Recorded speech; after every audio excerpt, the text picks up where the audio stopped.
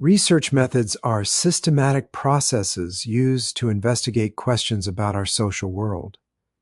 This chapter introduces the concept of research methods and explains why they are essential for producing reliable and valid knowledge. The learning objectives include defining research methods, understanding the 9 steps in the research process, differentiating between applied and basic research, exploring sources of research ideas, and grasping foundational concepts such as ontology and epistemology. Students will also learn about major research paradigms and the differences between inductive and deductive approaches. Real-world examples, such as evaluating public health policies or analyzing social media trends, will illustrate how these concepts apply in practice. By the end of this section, learners should appreciate the importance of structured inquiry and its role in shaping evidence-based decisions across various fields. I say again that research methods refer to the systematic process of inquiry aimed at generating knowledge about social phenomena. Unlike informal searches for information, formal research follows structured steps to ensure accuracy and credibility. For example, an informal research might be using a quick Google search to answer a question about housing affordability. Formal research would involve designing a study, collecting data, and analyzing results to draw evidence-based conclusions. This structured approach minimizes bias and enhances reliability. Everyday activities like comparing product reviews or investigating health advice online mimic research behavior, but professional research demands rigor, transparency, and adherence to ethical standards. Understanding these distinctions helps students appreciate why research methods are critical for academic, policy, and professional contexts. Applied research seeks practical solutions to real-world problems, such as evaluating the effectiveness of a new housing policy or designing interventions to reduce homelessness. For instance, a city government might commission a study to determine whether rental assistance programs improve housing stability. Basic research, on the other hand, aims to expand theoretical knowledge without immediate application. An example would be studying the psychological factors influencing decision-making during crises to refine sociological theories. While applied research often informs policy and practice, basic research contributes to the foundational understanding of social processes. Both types are interconnected. Theoretical insights from basic research can guide applied studies, and findings from applied research can inspire new theoretical frameworks. Conducting research involves a systematic 9-step process. 1. Choose a topic. 2. Review existing literature. 3. Formulate the problem by identifying gaps. 4. Develop a research question. 5. Select and organize the research design. 6. Gather data. 7. Analyze data. 8. Interpret findings. And 9. Communicate results. Each step builds upon the previous one, ensuring coherence and rigor.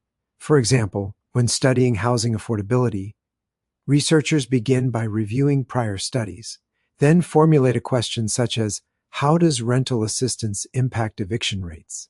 They design a study, collect data from housing agencies, analyze patterns, interpret implications for policy, and share findings through reports or presentations. This structured approach ensures that research outcomes are credible and actionable.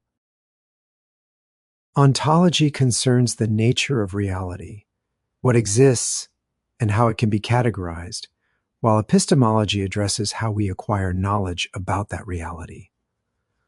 Objectivism assumes that social entities exist independently of human perception, whereas subjectivism views social phenomena as constructed through human interaction. Epistemological perspectives include positivism, which emphasizes empirical observation and objectivity, and interpretivism, which focuses on understanding subjective meanings. For example, a positivist might study crime rates using statistical data, while an interpretivist would explore individuals' experiences of policing through interviews. Recognizing these philosophical foundations helps researchers align their methods with their assumptions about reality and knowledge. Social science research is guided by paradigms, frameworks that shape how researchers view reality and knowledge. 5 major paradigms include 1. Positivism, emphasizing objectivity and scientific rigor. 2. Interpretivism, focusing on human experiences and meanings. 3. Social constructionism, which sees truth as socially negotiated. 4.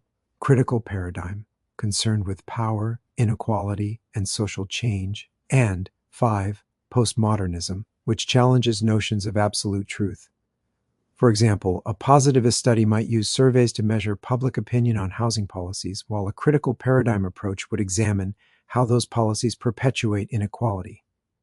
Understanding paradigms enables researchers to choose methods that align with their philosophical stance.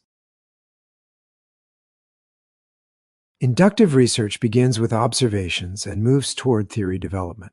For example, a researcher studying community responses to new housing policies might collect qualitative data through interviews and then identify patterns that inform a theoretical framework. Deductive research starts with a theory and tests hypotheses through data collection and analysis. For instance, a researcher might hypothesize that rental assistance reduces eviction rates and then analyze housing data to confirm or refute this prediction. Both approaches are valuable. Induction generates new theories, while deduction tests existing ones. Many studies combine these approaches to achieve comprehensive insights. Research methods provide a structured approach to understanding social phenomena. Key points include: research is systematic and involves multiple steps. Applied research addresses practical problems. While basic research advances theory, ontology and epistemology shape methodological choices. Paradigms influence how researchers interpret reality, and inductive and deductive approaches offer complementary paths to knowledge. Real-world examples, such as housing policy evaluations and social media studies, demonstrate the relevance of these concepts. Ultimately, mastering research methods equips students to critically assess information, design robust studies, and contribute to evidence-based decision-making in diverse contexts.